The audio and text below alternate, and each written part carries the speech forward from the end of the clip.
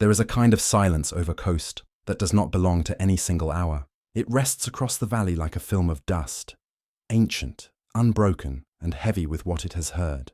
When the wind dies, even the insects pause, as if the land itself is holding its breath. The mountains that edge the horizon are jagged, pale ridges of stone that rise from an ocean of sand. They seem close enough to touch, yet unreachable, always veiled by heat and distance. In this desert, sound travels strangely. A whisper can cross a mile, but a shout disappears into nothing. They say the desert remembers everything. You can see it in the half-buried trenches left by the Soviets, in the rusted fragments of metal that still glint beneath the sun. Decades ago, engines roared here, boots struck gravel, and radio chatter filled the air. Now only the wind answers. US patrol routes crisscross the same ground, but their outposts have faded into the dunes, outlines of sand-filled bunkers and concrete skeletons. Before them, the British built stone walls that time has rounded down to faint ridges, layers of conflict pressed into the soil. Eras stacked like sediment, each whispering to the next. And yet, the quiet is too perfect. It feels designed, as though the valley were holding a secret too fragile for noise. Travelers often describe the same sensation, a pull in the air, a weight on the ears, as if sound were being drawn into the ground. You can walk for hours and hear your own heartbeat louder than your footsteps. When the wind shifts, it carries back faint patterns, echoes that do not match the direction of your voice. It's a place where echoes return before you speak, where silence bends time into a slow circle. Soldiers once joked that the ground talked back. They said if you stood still long enough, you'd hear a reply. Soft, patient, curious. Most dismissed it as fatigue or imagination, but some never laughed when they said it. The desert, after all, has seen too much to be truly empty. Beneath its quiet surface lies a memory older than the wars that crossed it, older than the men who listened for answers. In Khost, even silence seems to remember the sound of what it once buried. For generations, Khost has been a borderland of unfinished stories. Every army that passed through left something behind, not trophies or monuments, but fragments of sound that never reached home. The Soviets came first in numbers that darkened the roads, their convoys winding through dust like metallic serpents. They mapped every ridge and ravine, yet their maps never seemed to hold still. Radios crackled, coordinates drifted, and entire patrols vanished between two known points. Reports described the same anomaly, channels that went silent mid-transmission, as if the air itself had swallowed the signal. One Soviet officer wrote in his log, "We buried men, and the sand buried the sound." After the Soviets withdrew, the valley did not rest. Tribal wars and foreign interventions followed, each claiming the same hills, each hearing the same echoes.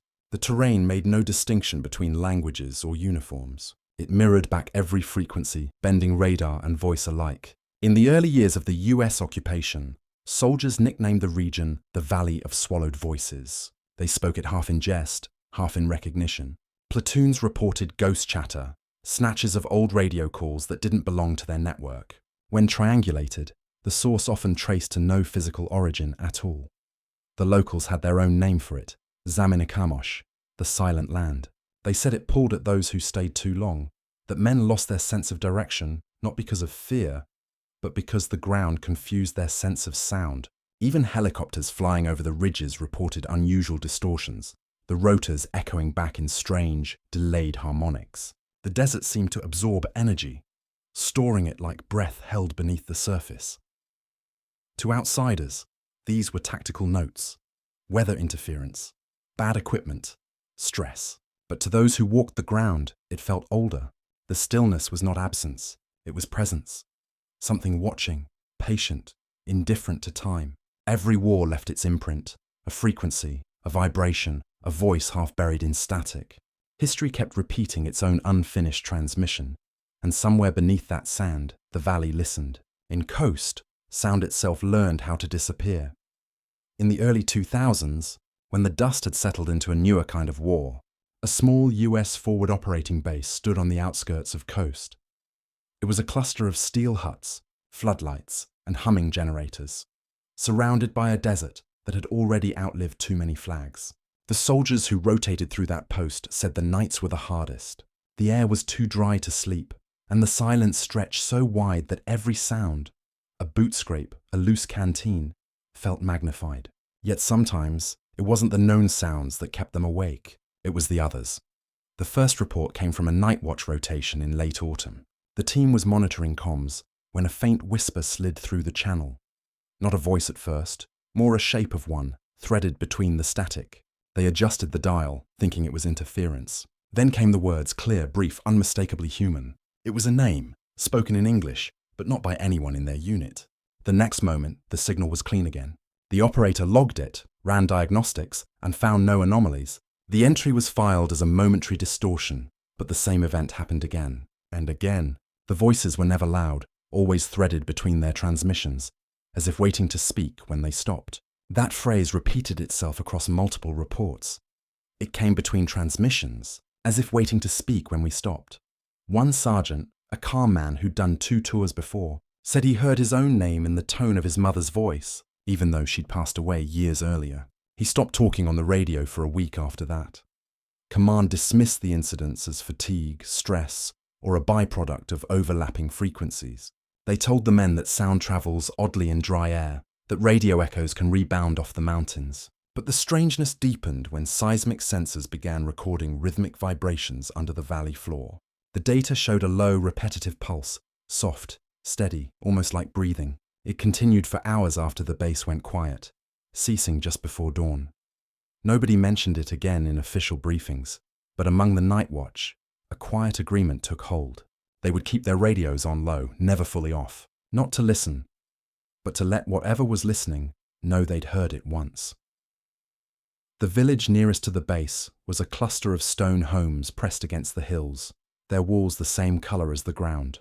Children herded goats through dry streambeds, and old men watched the convoys pass with the same stillness they'd used to watch the Soviets decades before. To them, soldiers were not strangers, only another wind blowing through a valley that never truly changed. When asked about the hum beneath the sand, the elders offered quiet smiles, not mocking, not fearful, just knowing. One of them said that long before the wars, this place had already been full of bones. They spoke of a forgotten empire that came from the west, soldiers in bronze and leather, who marched into the desert chasing the promise of new borders. They built fires, carved wells, and vanished. No record, no return. Only their weapons were ever found, fused to the rock by heat so great it melted the edges. The villagers said the valley beneath the new base was where those men slept, that the desert there breathed differently. At night, the air would tremble against the skin, even when there was no wind. They told the soldiers that to dig too deep was to disturb the breath of the buried. Most of the Americans laughed politely, assuming it was local superstition meant to keep outsiders wary. But one interpreter, a man who'd served both armies and seen more of war than most, refused to go near the site after sunset. He said it simply, without emotion. The sand repeats what it eats. He would not translate the rest of the conversation, only shook his head and added, "It remembers everything it takes." That phrase, "what it eats," became a kind of private joke around camp. Soldiers said it when gear disappeared, when a convoy radioed once and went silent, when the ground seemed to swallow sound. Still, some noticed small things, voices echoing longer than expected, footsteps continuing a half second after the last man passed, a stillness that felt watchful. In daylight, the base looked like any other, but when the sun dropped behind the ridges and the valley cooled, the wind began to move in slow, uneven breaths, in and out, as if the land itself were alive beneath their boots, repeating quietly to itself what it had taken in. In 2014, the work began as it usually did, with measurements, permits, and the patience of machines. A NATO engineering team was cutting a logistics tunnel along the ridge, a straight line through stubborn earth. The ground looked ordinary, laminated sand, thin shale, the occasional rusted buckle rising with the shovel's bite. Then the bucket struck something that rang instead of crumbled, a dull, metallic note that travelled up the operator's arms. They cleared the face by hand and found an angled steel plate buried like a lid, its bolts frozen under a varnish of salt and time. The opening widened over 2 days. Behind the plate lay a chamber, swallowed by powder, its surfaces furred with mineral crust, as if the desert had exhaled and crystallized. The first objects were familiar to anyone who knew old field gear. A cracked headset, a length of coaxial cable, a battery stenciled with numbers from another decade. The layout suggested a listening post, improvised, temporary, easily abandoned. But the floor told a different story. Under the rust and cables, a foundation of carved stone emerged in clean lines. The tooling marks too crisp to be modern. They brought in additional sensors, seismic, magnetic, thermal. Each returned the same quiet oddity. A continuous subsonic line running through the site like a horizon the instruments could not see beyond. The technicians stood deliberately in the dust and felt it in their bones. A sound that could be felt, not heard, like a slow hand pressing on the ribs. Laptops froze. The report phrased it gently. Ambient vibration present at 13 to 17 hertz. Source undetermined. Inside the chamber, the air tasted metallic, as if stored too long. When they swept the back wall, a thin seam opened and the dust sloughed away. Behind it, stair steps dropped into a darker shaft, the edges worn smooth by something more patient than feet. The team lead, a practical captain who distrusted adjectives, wrote only, "Sublevel discovered, entry pending safety." But later, over the net, someone called it what the rest were already thinking. The pit that hums. The name settled on the site like another layer of dust and would not lift. Small failures became routine. Headlamps flickered when aimed into the sublevel, and the spare generator stuttered whenever the wind calmed. The medical officer noted elevated respiration among personnel even at rest. "No panic, no dyspnea," he wrote, "just the sense of breathing against weight." A geologist tapped the stair with a knuckle and said he could feel the stone reply. He smiled, as if the rock were performing a harmless trick. At dusk, the hum seemed nearer, not louder, but closer in the way a thought approaches. It was easy to stand there, one boot on sand and one on the cool first step, and imagine the chamber as a throat tuned to older weather.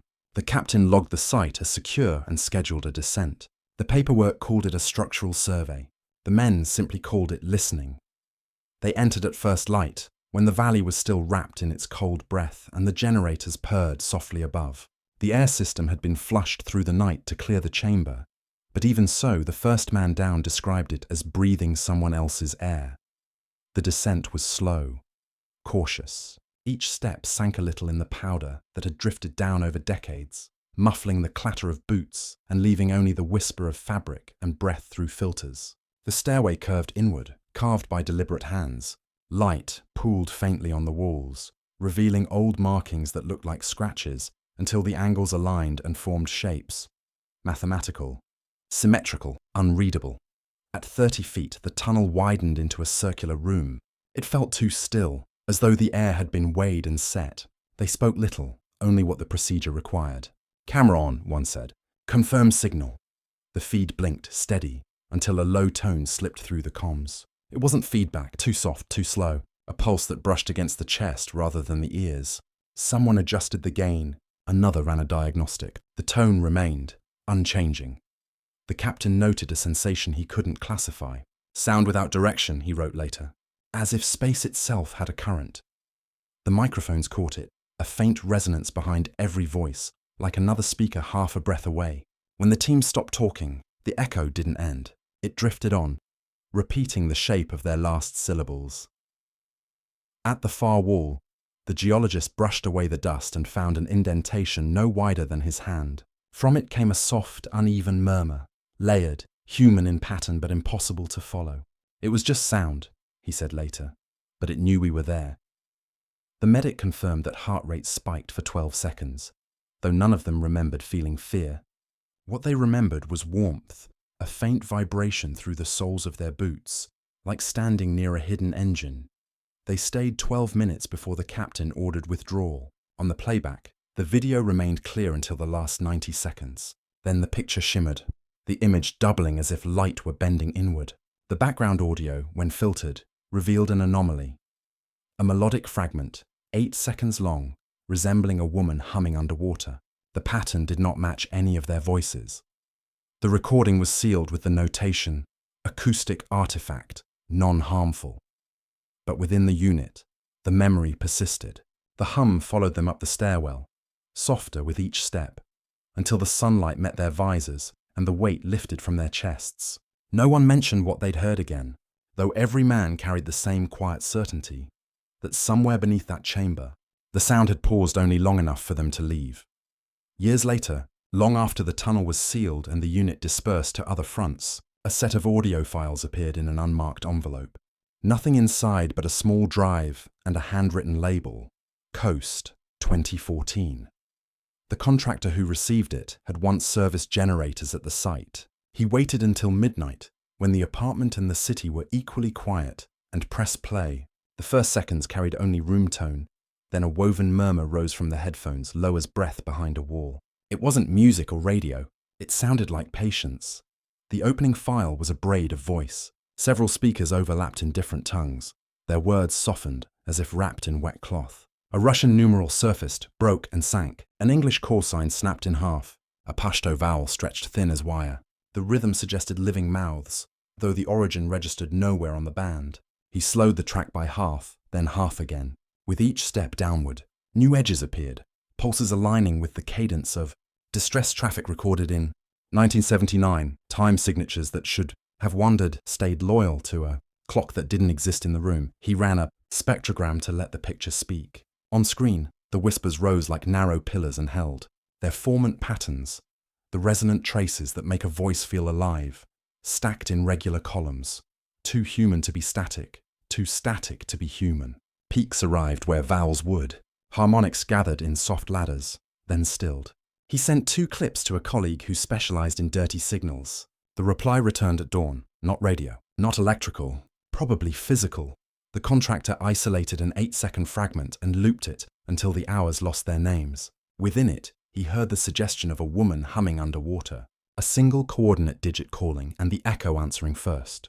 The smallest intake before a sentence that never began. Whenever he paused, the aftersound stayed in the room a moment longer, like warmth lingering after the stove is off. He tried to trace the metadata and found only clean absence. He checked the directory tree and found gaps, like stairs chipped away. No source could be named. The files traveled quietly through inboxes and then thinned. The contractor kept the drive in a tin for months and told no one. Proof, he decided, was sometimes only pressure, the kind you feel on your chest when the air holds more than air. He did not think of ghosts, only of storage the earth could shape and quietly release. Listening to the last track, he wrote a single line in his notebook and closed it. The recording is patient. It knows we're here. The tapes reached her through an academic contact, labeled simply Archival Acoustic Anomalies, Khost. She was a linguist accustomed to forgotten sounds, fieldwork among dying dialects, the gentle mourning of language fading into history. The files were different. They carried no grammar, no human breath, yet something in them resisted silence. She began listening in short sessions, marking the intervals of repetition. Within hours, she noticed a rhythm almost like speech attempting form, then dissolving. It was neither code nor melody, but a constant nearness, as if the tape itself desired to be understood. She charted the frequencies. Most lay below the range of normal voice, clustered where earthquakes whisper and engines dream. The spectrogram revealed delicate harmonic ladders, unstable but intentional. She called it residual articulation, the hint of a mouth where no body remained. The sand remembers frequencies the human mind forgets, she wrote in the margin. It was meant as metaphor, though later she would wonder if it was description. After several nights of listening, her dreams began to fill with borrowed sounds. They were not nightmares, only places. A corridor with no visible walls where voices folded softly over one another. Languages she had never studied spoke through her as if she were remembering instead of inventing. In the morning, she could write down syllables, but not meanings. Some resembled archaic Persian, others fragments of radio call signs she recognized from Cold War transcripts. Each time she played the files again, new phrases surfaced in the murmur, as if her attention had become part of the signal itself. Her notes grew more reflective, less academic. These are not ghosts, she wrote, but impressions, pressure marks of communication. When enough speech has lived and died in one place, the air develops a memory. The explanation was not scientific, yet it carried a calm reason of its own. If quartz can hold an image, perhaps sand can hold a voice. If rock can store time, perhaps the ground beneath Khost had simply remembered too much. By the end of her study, she no longer searched for translation. She simply listened, letting the tones settle against her breathing until they seemed to match. What once felt like an external phenomenon began to sound like the background pulse of her own body. An echo with nowhere else to go. She concluded her final report with a single, steady line. The sand remembers. I only reminded it. The official investigations that followed avoided poetry. They spoke in the language of physics, Pressure, frequency, resonance. Yet even their restraint carried wonder. Teams from geological institutes began examining the valley's samples, describing the soil as unusually dense in quartz and feldspar, crystals capable of holding piezoelectric charge. When bombarded by vibration, explosions, engines, even sustained speech, these grains could, in theory, record microscopic stress patterns, a kind of natural phonograph etched not by a needle but by the violence of history. Over decades, heat and compression might release those patterns back into the air as faint mechanical sighs. One report compared the process to tree rings for sound. Each layer of sediment captured a season of pressure. The Soviet shells, the NATO convoys, the countless human voices echoing commands, prayers, goodbyes. Sound layers beneath sound, stacked like invisible fossils. When the desert cools after sunset, temperature shifts expand and contract the crystals, stirring those layers and freeing short bursts of their memory. Instruments sometimes catch them. Soft peaks of low frequency, the earth remembering its own noise. The theory seemed almost comforting. No ghosts, no hidden intelligence, only material physics doing what it must. Scientists found parallels in other parts of the world. Cliffs that emit murmurs after artillery fire, frozen lakes that sing when thawing. Seismic specialists called them acoustic fossils, resonances that reappear when pressure mirrors the moment they were made. In that light, Khost was less mystery than mechanism, a wound replaying itself in sound. Yet the precision unsettled even those explaining it. The frequencies recovered from the valley aligned not with random static, but with the cadence of human speech. Pauses, inflections, breaths, too structured to dismiss, too blurred to decode, as if the recording medium had learned the rhythm of its makers, but not their words. One physicist likened it to a drumhead still trembling after the player has left the room. The ground, he wrote, is the last listener. They concluded with caution. The phenomenon is rare, but not impossible. Under the right conditions, a landscape can behave like memory, storing energy, releasing fragments when touched by time. The explanation satisfied most readers. Still, those who had stood in the pit said that reason never quite erased the feeling. Logic described the mechanism, but not the moment when the sound seems to lean toward you, as though remembering isn't the same as letting go. Not everyone accepted the idea of stones replaying sound. In the villages near Khost, people spoke of the phenomenon without diagrams or data. To them it was simpler. The voices belonged to those who had never left. The desert, they said, keeps its promises. A local imam, who had buried 3 generations of soldiers along the same ridge, put it in one sentence. When men die speaking, the earth repeats their words. He said it quietly, not as doctrine but as observation. The others in the courtyard nodded as if it were weather, an expected truth that required no argument. In this version, every war layered its own choir beneath the sand. The Persians, the British, the Soviets, the Americans, each left behind fragments of breath. Not ghosts, but continuations. The air thickens, they said, with memory until it begins to answer. Those who have heard the valley at night claim the sound isn't mournful. It is steady, patient, more like prayer. The earth repeats not to haunt, but to remember what words once meant before they were lost to command or fear. Travelers sometimes pause at dusk near the old base. They describe the wind lowering in pitch, a hum that vibrates against the chest. Some kneel and press a palm to the ground, feeling warmth long after the sun has gone. The villagers call this the second listening, the moment when the land listens back. One elder told a visiting journalist, "It does not want attention, it only wants to continue speaking." When asked what it says, he smiled. It says what it was told. It says everything again. Scholars hearing such accounts labelled them metaphor, a cultural way of reconciling loss. Yet there is something persuasive in a faith that doesn't demand belief. The imam's phrase, "the earth repeats," lingers like a refrain that belongs equally to science and spirit. Perhaps repetition is a kind of mercy, allowing what was spoken in fear to be returned in calm. Perhaps memory itself is not held by the living, but by the matter beneath them, endlessly sifting the voices it was asked to keep. No conclusion ever settled the debate.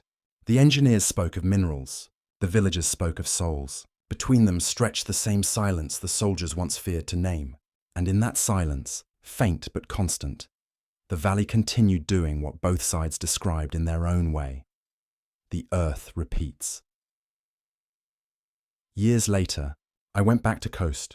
The road from the border was smoother now, paved in places that once rattled every bone. The desert looked the same, but quieter, as if time had thickened the air.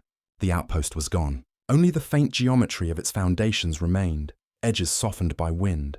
The tunnel entrance had been sealed with concrete, its coordinates erased from maps. Yet as I stepped down from the vehicle, the silence that met me was the same one I remembered. Dense, deliberate, waiting. It was the kind of silence that doesn't arrive. It stays, patient, until you return to it. The sand had reclaimed everything. Where the barracks once stood, small dunes had formed, their surfaces combed smooth by wind that seemed to blow without sound. I walked to where the pit had opened, tracing its position by memory, and stood until the light began to lower. The hum was gone, or perhaps it had moved deeper, beyond the reach of human hearing. Still, the air carried something, an uneven texture that brushed the skin like breath. When I closed my eyes, I could almost hear it inhaling, exhaling, content to remain unseen. I thought of the voices, the data, the endless reports trying to measure what the desert already understood. Perhaps the hum was not a phenomenon but a reminder that silence itself is an archive. The soldiers, the scientists, the villagers, all had given it words, and it had kept them in its own way. Standing there, I imagined those words pressed into the grains beneath my feet, compressed into quiet until they were indistinguishable from stillness. At dusk, the horizon turned to ash and gold. The last light slid down the mountains and scattered across the valley floor. The wind began to move again, soft, circular, touching the ground and lifting only what it needed. I listened for the hum, not expecting to find it, but hoping the air might still remember how it once sounded. What came instead was a long, slow rhythm, my own heartbeat, returning the silence in kind. Some places speak once, and once is enough. As I left, the desert faded behind me, returning to its steady, unbroken breath. The road bent, the ridges dimmed, and the sound of the engine folded into the larger hush. In the rearview mirror, the sand shimmered where the base had been. No trace of metal or wire, only light and distance. I thought then that maybe the miracle was never in the voices, but in the pause that followed them, the space where nothing more needed to be said. If you listen long enough, silence tells you what it took to stay silent.